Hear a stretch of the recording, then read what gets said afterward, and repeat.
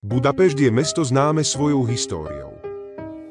No dnes vás vezmem na miesto, ktoré vyzerá, ako by vypadlo z filmu o budúcnosti. Stojíme v štvrti Budapart.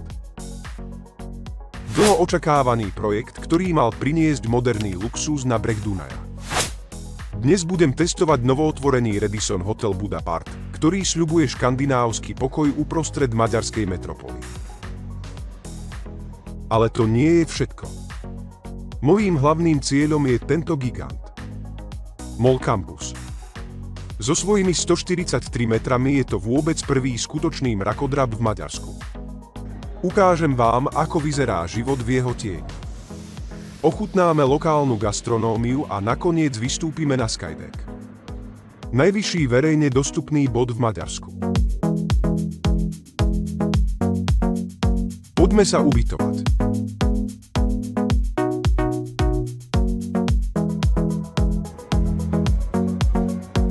Proces check-inu prebehol bez problémov.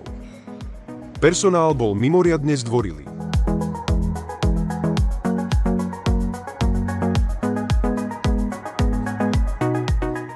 Vybral som si izbu typu Superior.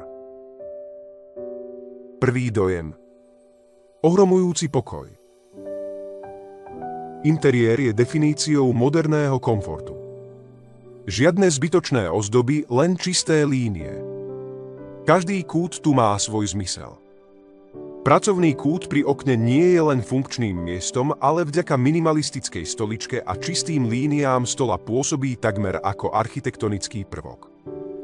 Otvorený šatníkový systém pri vstupe s decentným LED podsvietením len počiarkuje vzdušnosť celého priestoru.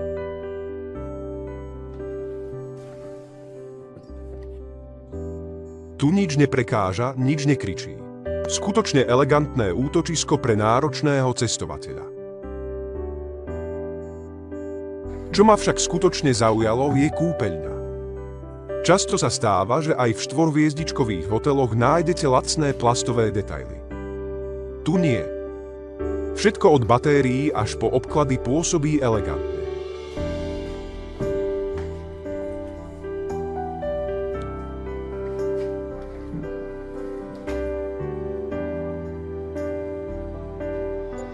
Večerať môžete v hotelovej reštaurácii Shanghai Kitchen, ktorá sa špecializuje na autentickú ázijskú kuchyňu.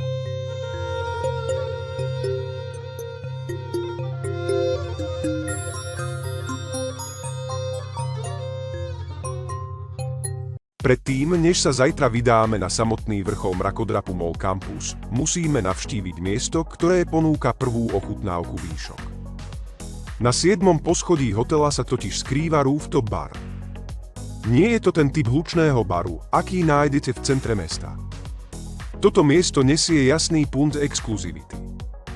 Je to komorný, dizajnovo vyladený priestor, ktorý akoby existoval vo vlastnej bubline nad novou štvrťou Budapart.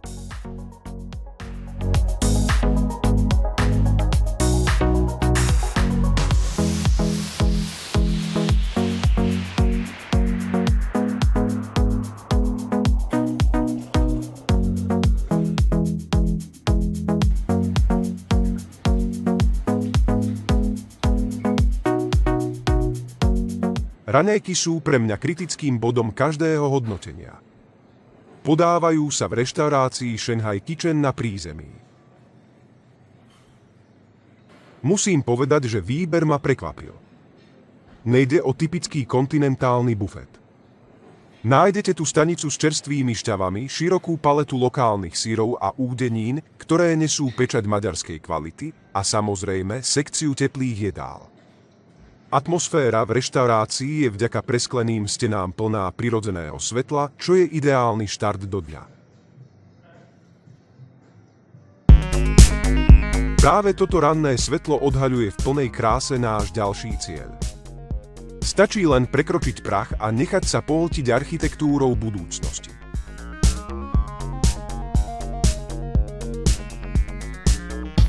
Stojíme pred Mall Campus.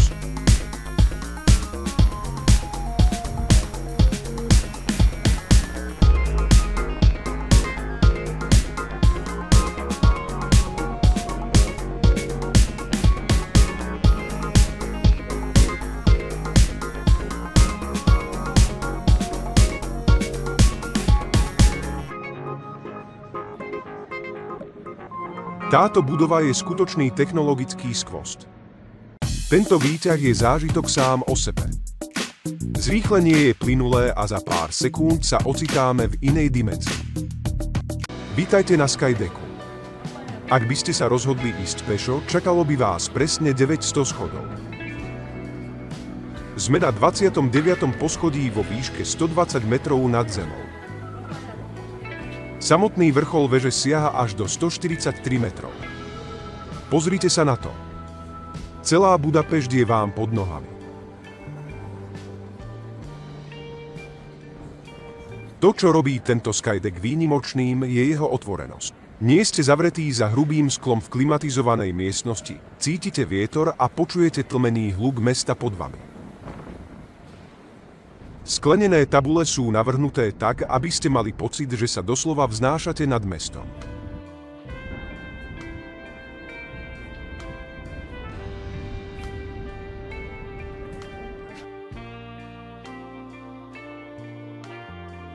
Je to bez pochyby najlepší fotografický bod v celom Maďarsku.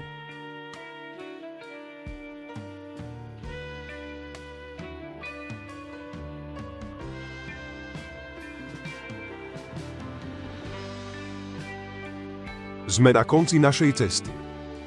Poďme k číslam, pretože tie sú kľúčové. Noc v Radisson Blu Park ma stála približne 170 eur s raňajkami a lístok na Skydeck stojí okolo 10 eur na osobu. Ak to porovnáme s cenami v Londýne alebo Paríži, ide o vynikajúcu hodnotu za peniaze.